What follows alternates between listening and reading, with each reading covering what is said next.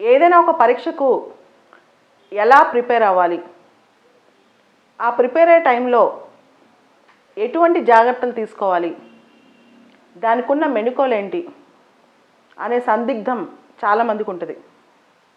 కానీ అందరూ ఒకటి గ్రహించాలి, ప్రభుత్వ రంగంలో ఉద్యోగాలు చేయటం లేదా గవర్నమెంట్ జాబ్స్లో మనం ఒక స్థానం సంపాదించడం అది ఒక వన్ డే మ్యాచ్ కాదు, అదొక టెస్ట్ సిరీస్ లాంటిదన్నమాట.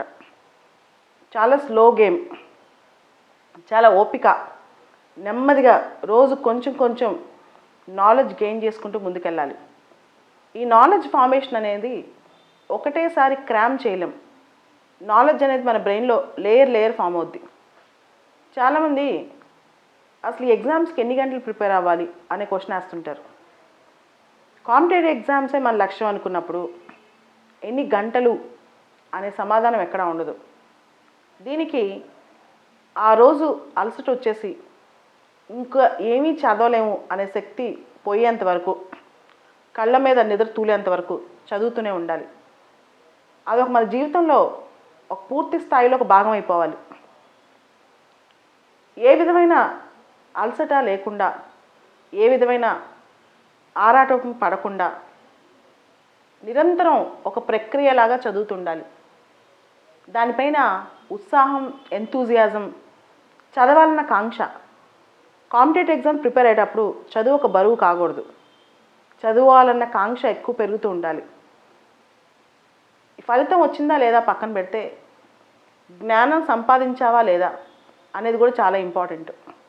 అంటే చదివే చదువుని, ఈరోజు నేర్చుకున్న విధానాన్ని నిజంగా మనం తృప్తి చెందగలగాలి, ఎంజాయ్ చేయగలగాలి. అంతేగాని ఈరోజు రేపు పొద్దునే ఫలితం వస్తుందా, ఎల్లుండి పొద్దునే ఆఫీసర్ అయిపోతామా, ఇవన్నీ పక్కన పెట్టాలి. కొంత పోటీ పరీక్షలకు ప్రిపేర్ అయ్యే విద్యార్థులకు ఒక రకమైన వేదాంతం కూడా అవసరం. జీవితం చాలా చిన్నది, అమూల్యమైనది. అయితే ఈ జీవితంలో పోటీ పరీక్షలు అనేవి ఒక భాగం. కానీ ఆ పరీక్షలు రాసేటప్పుడు మనం వాటికి అంకితం అవ్వాలి, అప్పుడే ఫలితం వస్తుంది. కాంపిటేటివ్ ఎగ్జామ్స్లో మనకంటే ముందు చాలామంది పరిగెడుతుంటారు. వాళ్ళకంటే మనం ముందు ఉండాలి అంటే ప్రతి నిమిషం ఒడిసి పట్టుకోవాలి, నిరంతరం శ్రమించాలి. దీనికి అనేక ఉదాహరణలు ఉన్నాయి.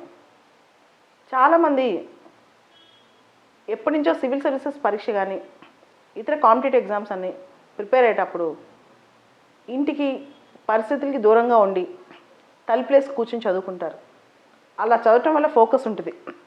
అనవసరమైన సందేహాలు, సలహాలు, సమస్యలు మనం మెదడులోకి రావు.